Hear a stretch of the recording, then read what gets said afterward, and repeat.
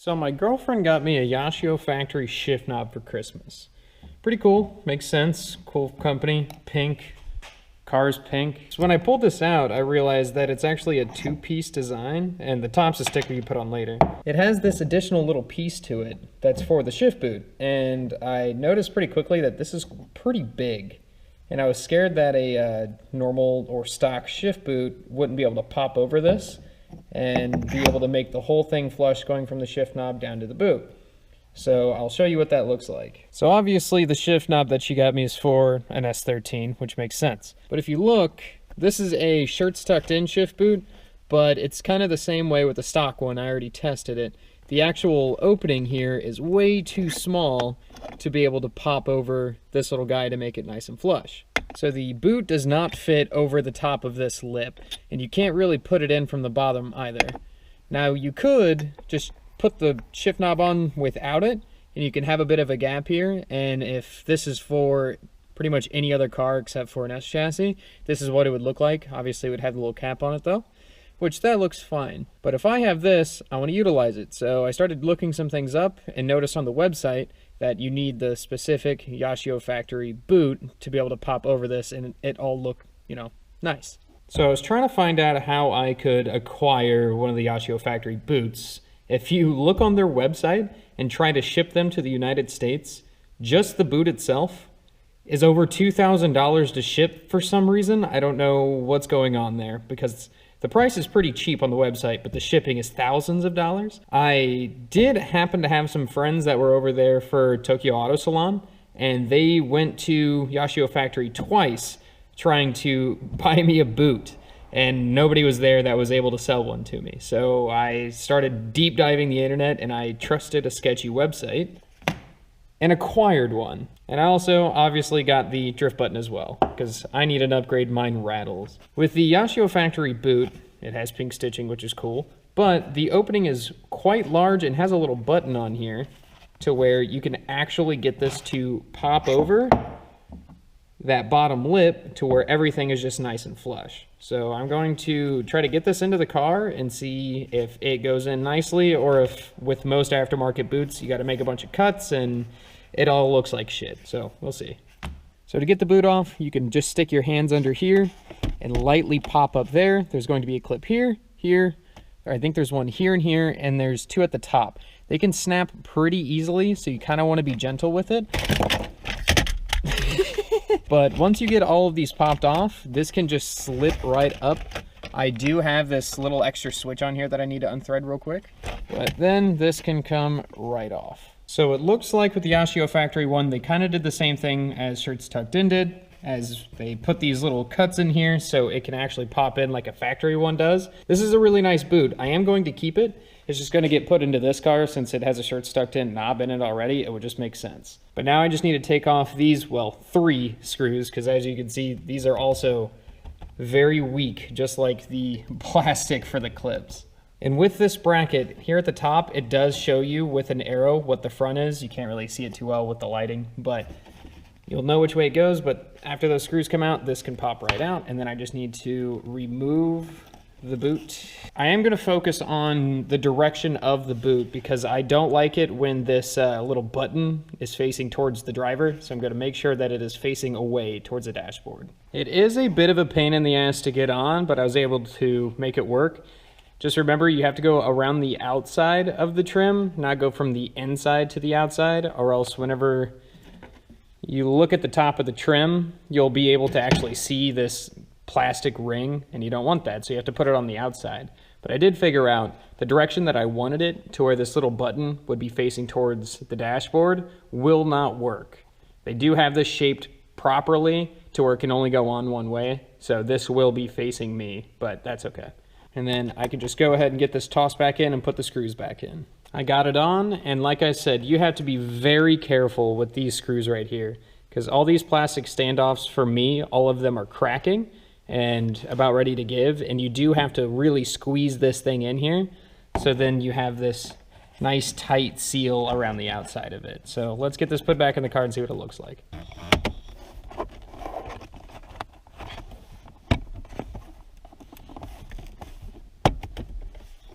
Okay, got the trim back on, got everything good to go. Now I can set this down here, get you put on, and start getting this thing wrapped up.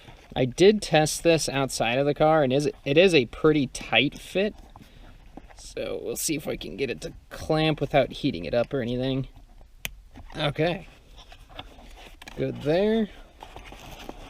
Try to start shoving the boot down into the shifter. Now we can start getting this threaded on. And also, this is a Delrin material, and then obviously this bottom base piece is metal. So whenever you tighten this down, you do not need to slam it down super tight. Just get it nice and snug, because you will strip those threads out if you go too tight.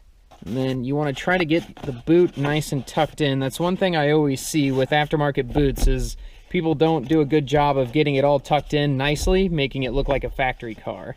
It is a little tight in some areas when going through the gears, but I feel like, especially with the heat that comes through these transmission tunnels, it'll start getting itself worn in, and it'll kind of work out some of these wrinkles a little better and better over time.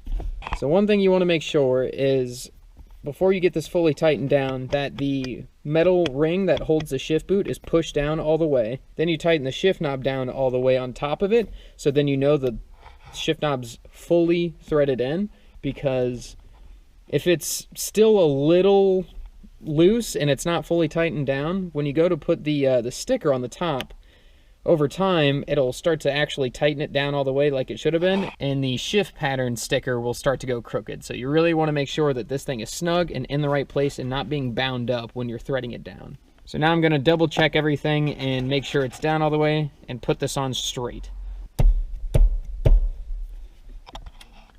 Very nice. Got it on pretty straight as well. But the feeling of everything together, it kind of reminds me of like a Nismo butt plug knob, if you've ever seen one of those. I don't know the actual name for it, but it kind of makes me think of that, how it has that nice little groove for your hand to sit in. That actually feels very nice. And the last thing is going to be finally replacing this old gal. I've had this Jimmy Up e-brake button in my car ever since I got it, and it rattles around, makes a lot of noise, and also I drive in a stock S14 seat. I've used bucket seats before, but I like driving in stock S14 seats, and I do notice I will have bruises above my knee after drift events from my leg digging into it. So we could finally retire this old girl and pop this guy on. It feels pretty good. Alright, that's starting to make the interior feel a little better. Got more things that are pink. The only thing I'm struggling with is finding a wheel that has some pink stitching or something on it. I think Shirts Tucked In had a pink Nardi once, but I'm sorry, Casey, but the wheels are just too expensive for me.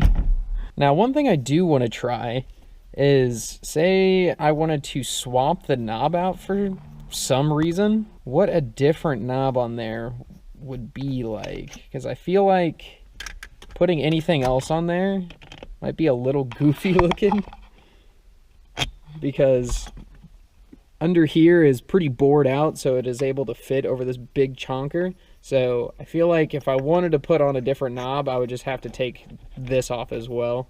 But I don't really see myself running anything different in this car for a while.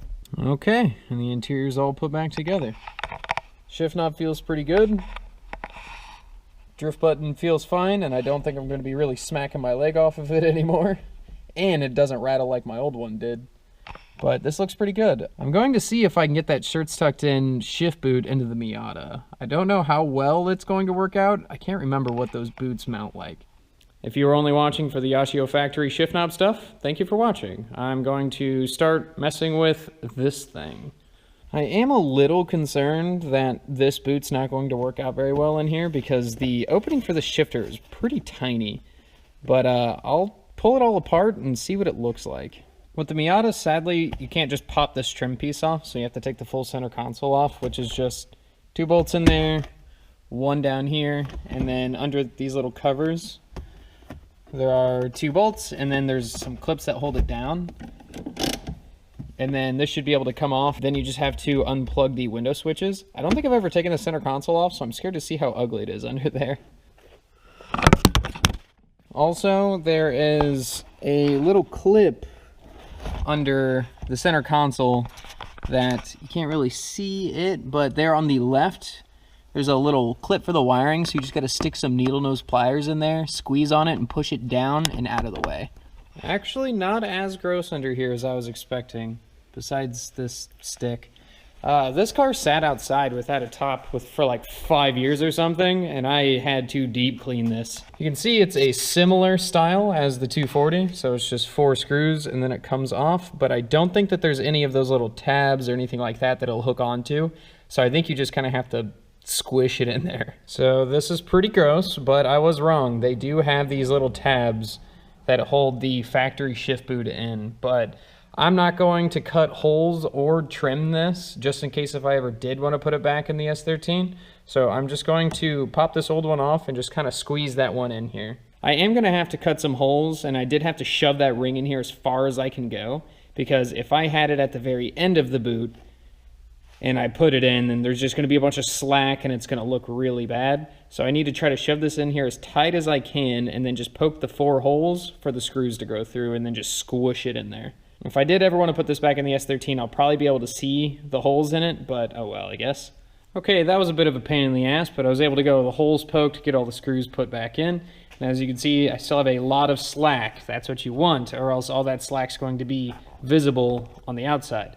One thing I did not realize is on the shirts tucked in shift boot, he leaves a zip tie in here that's kind of holding everything together. I'm going to snip that just so it's not pushing up against the boot and kind of deforming it. Okay, this is from the outside. I feel like this is fairly similar to how the stock boot was, and it should sit kind of like that.